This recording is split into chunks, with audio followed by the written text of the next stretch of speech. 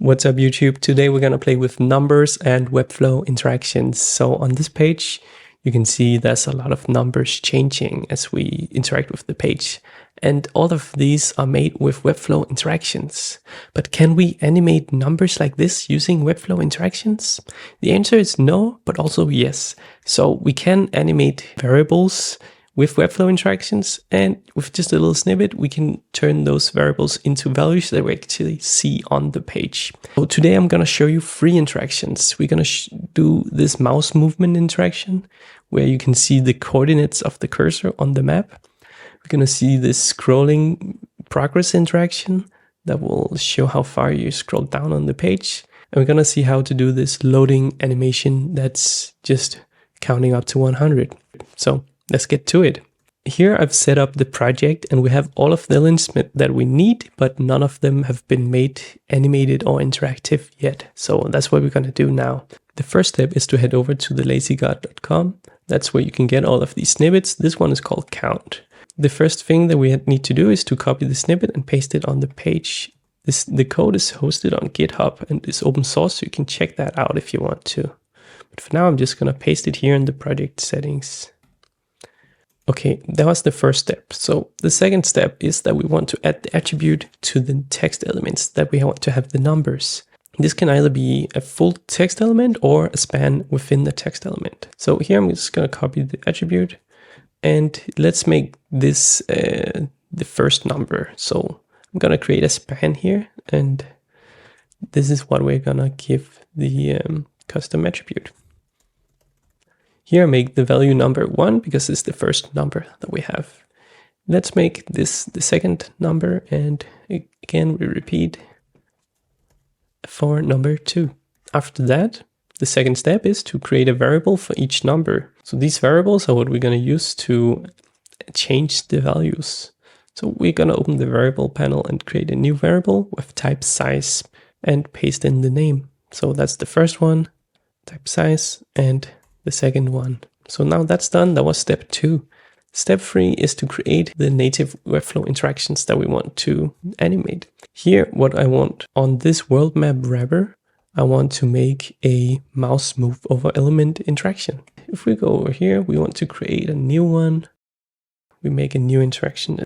Okay, so the x-axis was the first number that I identified. So in this mouse x, I'm gonna create a interaction that animates the variable value, and that should change the count1 number, and over here also the count1 number.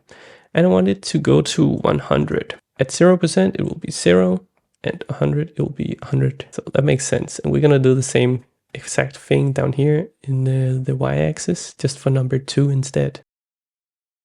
Yeah, now we can actually just preview. Okay, so we can see that as we're moving the cursor, the numbers are indeed changing. It's a bit different than the one I showed you before, because this one doesn't have decimals. If we want to do that, we can just head back to the LazyGod website and we can add this optional attribute we can use to define how many decimals. So let's select the number here and add a new attribute, and let's put 2 decimals. And on this other number, let's also just put 2 decimals. Let's just publish to quickly preview that. Okay, yeah, so now we have the decimals and it's a bit more accurate. Okay, that was actually just the first interaction. For the next one, I'm gonna do the page scrolling interaction. So again, we want to create a span here. We want to give it the custom attribute, TLG count. This one, I guess, will be the number 3. Okay, and we also need to create the variable, a new variable with type size. This one will be count3 as well. And then we go to the interactions panel and make a page interaction of while page is scrolling. We make a new one. This one we're gonna call scroll. And again, we want to animate a variable. This time we want to animate the number 3 variable. Let's make it go to 100. No, actually, let's make it go to 1 million, because that's a bit more than 100. And now we can just publish and preview how it looks.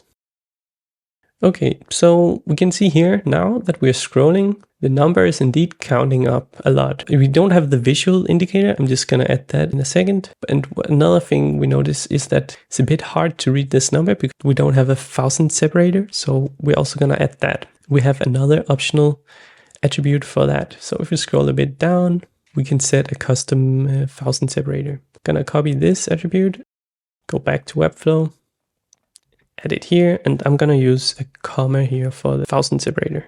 Let's also just make the interaction a bit nicer by animating this scrolling progress. This, we're gonna change the width from 0%. Let's publish and preview once more. Okay, so now we have the 1000 separator. It's way easier to read, and we can see the visual feedback of this. So that's cool. Now let's add the final interaction. For this last interaction, I already prepared the wrapper that I need. So this one has the number inside. It has this relative box, so we can also animate this progress indicator that changes the column. I'll share the clonable link below so you can see exactly how we did this. Again, we want to repeat the first steps. For the number, we want to add the attribute.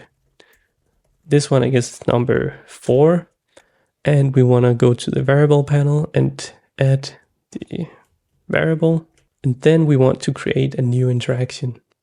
We want to create a page load interaction. This one we'll call load. I want to make the load wrapper start out with flex as the initial state. The second thing, I want to change the count 4 to have that initial state as 0 as well. I want to duplicate this, and that's the progress bar, so I want that to go up to 100. Then let's also just animate the loading progress while we're at it. So this one, we want to change the size. I want it to go up to 100%. So we can see here, so it moves up. Yes, these two should move together, so we put them together. We also want the loader wrapper to disappear, so we're gonna add a move interaction. We want that to happen after the number is counted up. You may have noticed that this box doesn't really work exactly how we want it to, so let's just fix that quickly.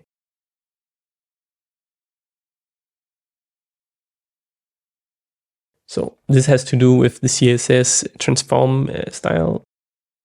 I'm just gonna do it like this, so it's fixed, and we can see now that it still works out. We move it out of view, and then just for good behavior, we're gonna also set the loader wrapper to none, so it's all the way out. And we can just preview it here, play it back. Okay, that's way too fast. So I for sure want this to take a bit longer. I'm gonna do 1.2 seconds, and let's try and ease in and out here. Okay, yeah, let's just go with that for now. And then I'm just gonna hide the loader wrapper here on the page so we can still see the things that we would be working on. Let's publish and preview. Okay, yeah, okay. So a few things happened here. We have the loader, but it's a bit annoying that the 1 causes the number to shift. I would rather have all 3 numbers show. So we have another attribute just for that. So we have this optional attribute called minimum number of digits. Let's copy that. Just find here the number that we want to add it to.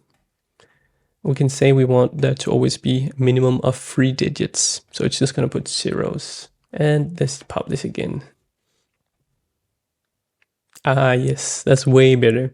Okay, and that actually concludes this video. We have 3 interactions that are manipulating numbers, and I'm sure you can do a lot of cooler things with this. So if you liked it, make sure to leave a like and subscribe if you want to see more stuff like this. We're gonna do a lot of cool things together. So I'll see you in the next one.